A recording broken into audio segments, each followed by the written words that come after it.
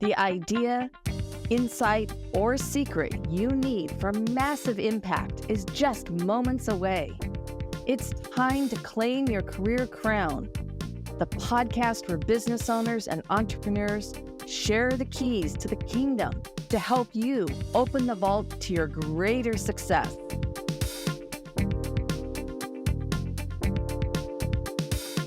Hello, everyone, and welcome to the Claim Your Career Crown podcast. I'm your host, Lynn Whitbeck, the Strategic Sales Queen, and today I'm joined by our wonderful guest, Ashlyn Sidhu. And today we're going to be talking about why technology keeps failing seniors and what older adults really need instead. So we all know that relying too heavily on technology can create serious gaps in care and communication with older adults. My mom is a poster child for this. And in today's episode, Ashlyn explains why tech keeps falling short for seniors and shares the simple, human-first approach that actually works. And I want to welcome you and recommend, if you love the content, you love the show, please subscribe and get the shows every time we have a new episode. So Ashlyn is the founder of Your Senior Tech, an intergenerational organization that helps older adults navigate technology safely and confidently in an increasingly digital world. Through on-site tech support, educational workshops, and scam prevention programs, Ashlyn works directly with seniors in senior living communities to close the digital gap using real human support, not complicated tools. Ashlyn leads a student-powered model that pairs high school and college students with seniors, creating meaningful intergenerational connections while delivering practical tech help. She focuses on digital literacy, online safety, and access, with a growing emphasis on protecting older adults from scams and misinformation. And Senior Tech is now a nonprofit, and it's going to be scaling its impact to reach even more communities. And Ashlyn, I am so thrilled to have you here today. Welcome to the show. Yeah, thank you so much, Lynn, for having me. I'm really excited to talk about this today. It's been a really exciting process, but yeah. Well, and I'm thrilled to hear it as well, because like I said, I mean, my mom is a poster child for this. So I'd love to hear some background, because I actually don't know your story of what inspired you to start focusing on helping seniors in a more human-centered way rather than relying on yet more technology. Yeah, so working directly with seniors week after week, I started to notice the same patterns happening over and over again. I saw that the issue wasn't necessarily the device itself, it was what happened the moment something didn't work. So a lot of the time, the seniors I'm working with would freeze and say things like, oh, I'm too scared to click anything, or I don't want to break it, or I don't want to go to the wrong place. And that just goes to show that technology wasn't built with seniors in mind. Yet now we live in a world where almost everything is digital. When someone actually sits next to them, especially a younger person, that fear drops immediately. There's no judgment, there's no rushing, there's no tech jargon. And once that fear is gone, something really important happens. Seniors start trying things on their own. They stop apologizing. They come back with new questions to ask us. And that's really when I got to realize that we don't need more tools. We need to bridge that gap in a human way. Yeah, I love that, because one of the things my mother will do is she'll say, well, I'm stupid. And I'm going like, you're not stupid. You're not stupid. Woman or human being at all. You know, you just haven't learned the skill. We hear that all the time. It's more common than you might think. Oh, that's sad, but it's not the case. So, I mean, you just described some of this, but what's the main problem you see when technology is used to support older adults? Yeah, so a lot of technology comes from assuming confidence and prior experience. Many seniors were never considered when these new systems were designed, yet they're expected to use them for things like banking, healthcare, communication. There's a plethora of things that have now been shifted over from that in-person support that we might be used to completely online. And what I see without human support, a lot of older adults disengage. And that's something I want to be clear about. Seniors aren't resistant to technology. I know that might be the status quo and the stereotype that, oh, seniors hate technology. But in my experience working with hundreds of seniors, they love learning about it. Some of the most common questions we get are about exciting topics like AI, and whatever's going on new in the tech industry. The issue isn't curiosity. They have a fear of making a mistake and not knowing how to recover. Yeah. No, I can see that, and because that's one thing that will frustrate my mom. It's like, well, I don't want this. I just want to be able to talk to somebody, or I just want to go be able to physically go into a bank, you Yeah. know. Yeah, it's a big And one, 100%. yeah, and they just haven't learned how to do all these things. So how do you help solve this problem? And I know that you have really approached this with a more simple um, a philosophy that you follow. So can you share that? Yeah, so I do firmly believe in the simple, realistically, in the simplicity of it, but our approach is simple yet intentional. So we like to walk seniors through problems on their own devices, step by step. And we don't do the clicking ourselves. We have them take control of the situation. We have them click and walk through the process. We explain what's happening and why it's happening instead of just fixing it for them. And that's what makes us different from Best Buy Geek Squad or whatever other tech help that's out there. And I truly think that this is an important process because it builds that independence. Instead of needing help, anytime something goes wrong, older adults gain the confidence to try things on their own. So I'll see a shift from, can you do this for me, or can you help me do this? Either in that same session towards the end or the next sessions, they say, let me try, or I can do this. So, I mean, that truly means the world when you get to see that difference and that progression. And I think it's honestly the intergenerational piece that plays a massive role in our system as well. Students are learning how to communicate.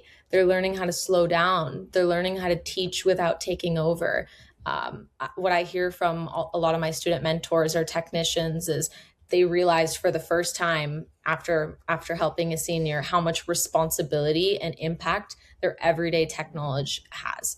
So for me, it's a double whammy. The seniors get that good impact, and then the students get to learn leadership. They get to learn patience and empathy, all in the real time, in the real world. So I think it's so important. Yeah. No, I was actually going to ask you about the intergenerational component because I think that's one way that what you're doing is it's actually serving multiple purposes. It's so nuanced and layered. Yeah. There's so much to it. The students that get to work with these seniors, they're truly so passionate and they're so caring. I feel like the younger generation, I mean, we get pegged as immature, irresponsible, and yeah, a lot of us are those things, but we do have some good things about us, and that would be, for instance, our tech knowledge and our ability to adapt and evolve so quickly. So I really like the idea that we get to share that good side within our community and within other generations. We get to see that integration, and I think that's something that's lacking in the world. It's that community connection. So that's really what I wanted to bring with your senior tech, and now expand with Senior Tech Foundation, and be able to scale that mission and just show everybody that support that's missing. Yeah. Well, I think the other thing that I find fascinating about this is that both sides are winning because the students are also, I mean, they're now teachers, right? But they're learning a whole new skill set for themselves. Of you said how to lead, how to teach, how to, really step into a different role than they've been in. Yeah, it gives them that power. It gives them that ability to be able to learn a new skill. We are in, I use high school and college students. They're in school, they're taking classes, but when do they get to use those skills in the real world? And this gives them the chance to be able to do that. That gives them the chance to step up and showcase their skills that they have. And it's really inspiring to see, a lot of the students that I work with, for them to just the evolution of when they first started with us to now, and how much confidence they have and how much they enjoy just talking and just sharing their expertise, like simple things like for instance, putting in a Wi-Fi password. We might think that's an everyday thing, but to a senior, they don't know how to do that. They don't have the skills for that. So for a student to get to teach a senior how to do that and realize, whoa, I'm sharing something valuable. I'm doing something that actually is benefiting my community and making someone's day. I mean, what's better than that? To see a smile on someone's face. And I think it's just so wonderful. Yeah, well, these are also really transferable skills Yes. for them as well. So when we're looking at this situation, like from that 60,000-foot level, why do you feel that this challenge is so common when it comes to seniors and technology? I think society moved into a digital world very, very quickly. Like I said, banking, healthcare, communication completely went online. And, seniors didn't choose to fall behind. The pace just changed for them.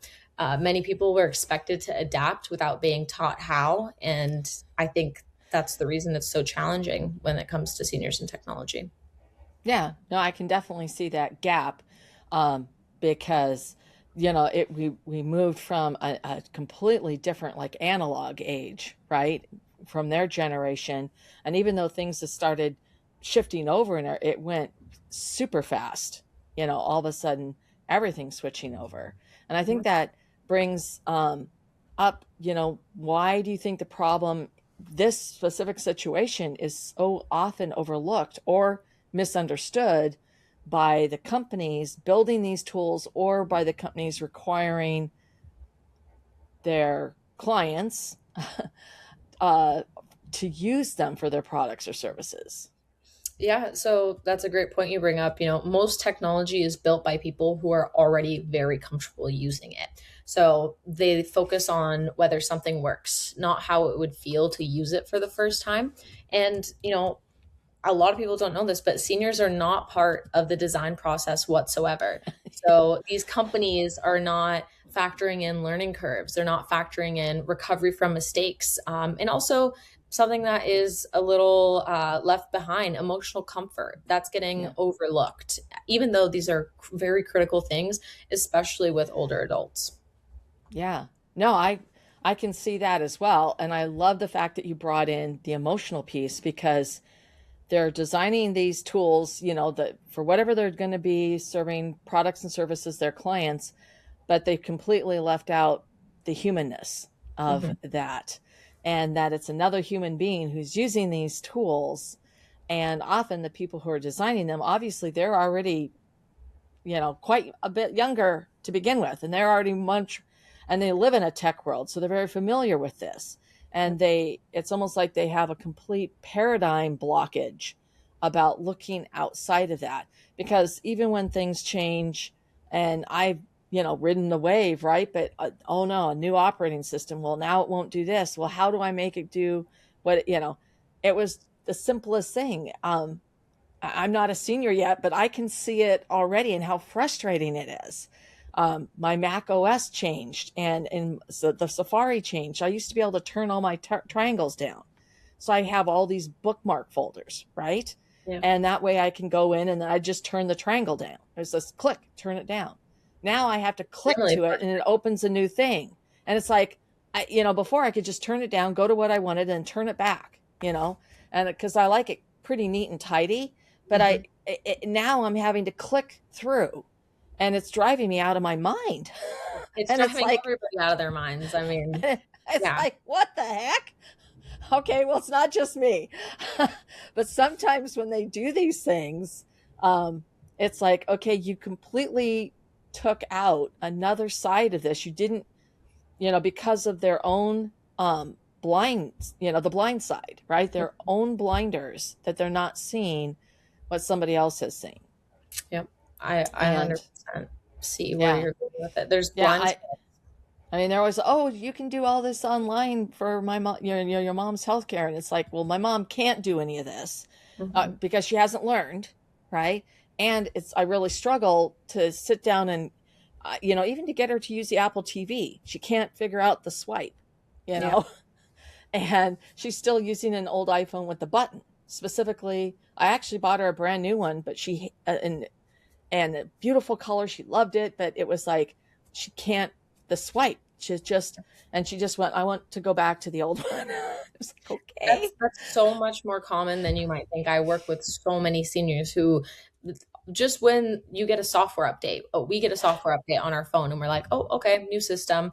For them, that could be catastrophic because it could Yeah. change the way that they've been doing things for years and years, or maybe they've even been doing it for a couple months and they finally got the hang of it, and then something changes and it just throws everything out of equilibrium, and it Yeah. really makes a difference. And I think our understanding of that is so lacking. So that's kind of our mission. That's part of my mission, is to make sure that that doesn't Yeah. happen to people. Exactly. And it's like just moving from a button to the swiping, Yep. I mean, and I get it because, it's like, I mean, I've gotten used to it, but it took me a few months to get used to not having a button anymore. Right. And it drove me nuts with Yeah. the new, yeah. But anyway, okay, we could go on and on about this, forever. So, but I do want to ask you this question because for everybody who's tuning in, what's one practical thing listeners can do, like me helping my mom, that we can do right now to better support older adults in their lives? Yeah. So the number one thing I would say is sit beside them and let them stay in control. Have them use their own device and talk them through what's happening out loud. Explain the why to them, not just the steps. I've seen the biggest progress when someone just says, take your time, you won't break it, or you won't click on anything wrong, or I'll be right here to help you if anything happens. But I have noticed it really just is spending the time, having the patience to sit by them and walk them through what's going on. But more so, let them have the control. It builds those skills of independence, and it also builds the muscle memory of them being able to do it on their own. So when they run into a problem, they won't go running to someone to fix it. They'll have those skills to be able to do it themselves because of that practice. So I really like to just reiterate that point of just, take the time and explain the why, Yeah. you know? Yeah. Yeah. And I think that's brings us to the importance of patience, right? Patient. And of, yeah, and doing that, providing the tech, but emotional support. 100%. I mean, that's something I had to learn. By any means, I was not a patient person. And I think that's one of the skills I've really learned ever since I started working with the senior community.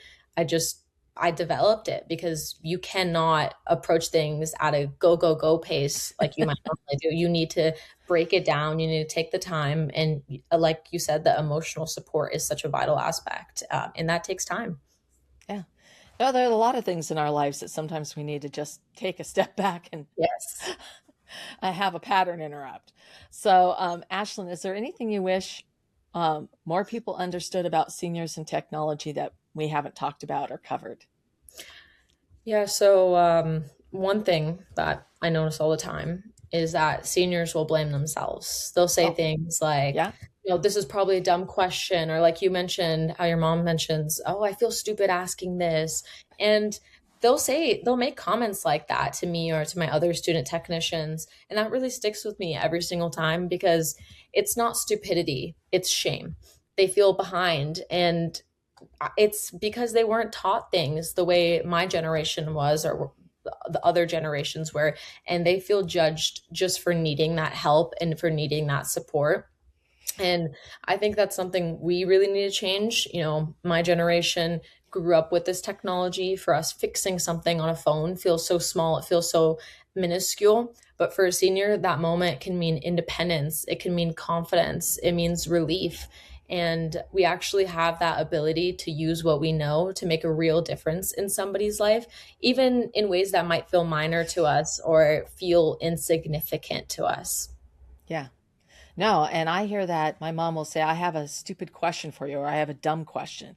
I hate it when she says that because it's like, no, it's not stupid, it's not dumb, it's a question that you have. So it's a legitimate question. Yes. Um, and whenever she says, well, I'm stupid or I'm not smart enough. And I really, that also gets me because it's like, no, you're a highly intelligent human being. You just haven't learned this. Mm-hmm. So thank you so much, Ashlyn. I really appreciate your sharing why technology keeps failing seniors and what older adults really need instead. And I know our listeners are going to be as fascinated as I am about what you're doing. So how can they find out more about you, connect with you, and learn more? Yeah, so you can learn more about our work at yourseniortech.com. You can also follow our journey on social media at Your Senior Tech. We're on all the platforms, Instagram, Facebook, TikTok, all of that. And we actually share what this process looks like in real life. We show the intergenerational connections. We show the impact as we're growing. And we also share some little funny bits on there too. So feel free to tune in and watch if you'd like to enjoy that. But yeah, thank you so much, Lynn, for having me. I really enjoyed sharing my perspective on things. And I hope everyone else did too. Well, I know I did. This has been such a great conversation. Thank you, Ashlyn, and thank you to all our listeners who tuned in today. I mean, this has absolutely been a very informative discussion, and I invite you all to listen to this episode, share it, like it, all the things. Give us a 5-star review. And Ashlyn, thank you again so much. This has really been a powerful, powerful episode. Yeah, thank you, Lynn. What was your biggest takeaway from this episode? I would love to hear about it. It's important to share the things you love. If you loved this episode, a 5-star review really helps keep the podcast coming to you regularly. Also, if you want to get more sales strategies to grow your business, make sure you subscribe right now. If you want to get results even faster, I invite you to download my sales strategy checklist at petitetoqueen.com/checklist. This has been Lynn Whitbeck, host of Claim Your Career Crown. I'll see you next time.